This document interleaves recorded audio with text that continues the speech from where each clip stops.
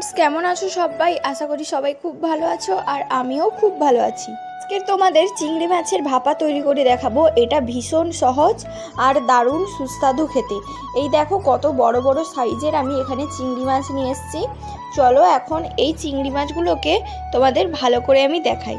এই যে দেখো চিংড়ি মাছগুলো কত বড় বড় আর একদম ফ্রেশ চিংড়ি। কিন্তু প্রথমে চিংড়ি মাছগুলোকে আমি ভালো করে পরিষ্কার করে নিয়েছি। তারপর নিয়েছি লবণ আর একটু হলুদ গুঁড়ো দিয়ে ভালো করে ম্যারিনেট করে আমি 10 মিনিটের জন্য এটাকে রেস্টে রেখে দেব। তারপরে একটা মিক্সিং বোল নিয়েছি। এখানে নিয়েছি আমি সরষে আর কাঁচা লঙ্কা। এগুলোর ভালো করে পেস্ট করে নিতে হবে, একটা মিহি পেস্ট।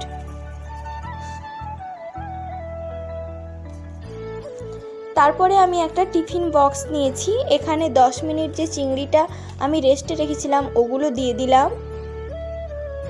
তারপরে আমি সরষে আর যে কাঁচা লঙ্কার পেস্টটা করেছিলাম ওই পেস্টটা দিয়ে দেব।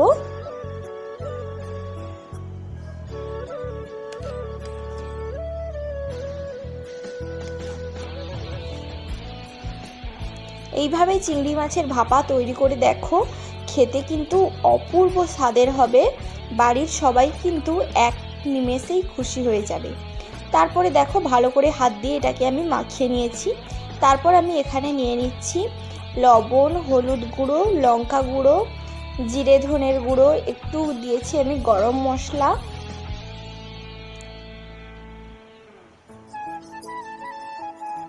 তারপরে ওপর থেকে কিছুটা সরষের তেল দিয়ে দেব।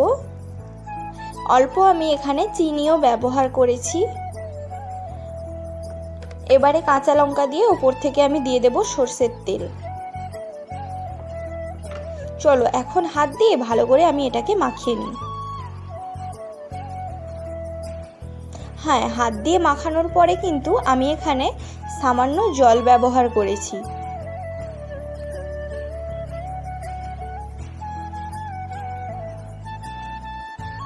তারপরে দেখো ভাপানোর জন্য কিন্তু আমার চিংড়ি মাছটা একদম রেডি হয়ে গেছে। এখন টিফিন বক্সে আমি ঢাকনাটা ভালো করে টাইট করে লাগিয়ে দেব। তারপরে কড়াইতে আমি আগে থেকে কিছুটা জল ফুটতে দিয়েছিলাম। জলটা ঠিক আরম্ভ করলেই আমি টিফিন বক্সটা বসিয়ে দেব। তার উপরে একটু ভারী কিছু চাপিয়ে দিতে হবে যাতে বাষ্প না বের হয়। এখন দেখো আমাদের চিংড়ি মাছের ভাপা একদম রেডি হয়ে গেছে। প্লেটে সার্ভ করেছি, কত সুন্দর দেখতে হয়েছে, কালারটাও ভীষণ সুন্দর এসছে। ভিডিওটি ভালো লাগলে অবশ্যই চ্যানেলটি সাবস্ক্রাইব করে দিয়ে যেও।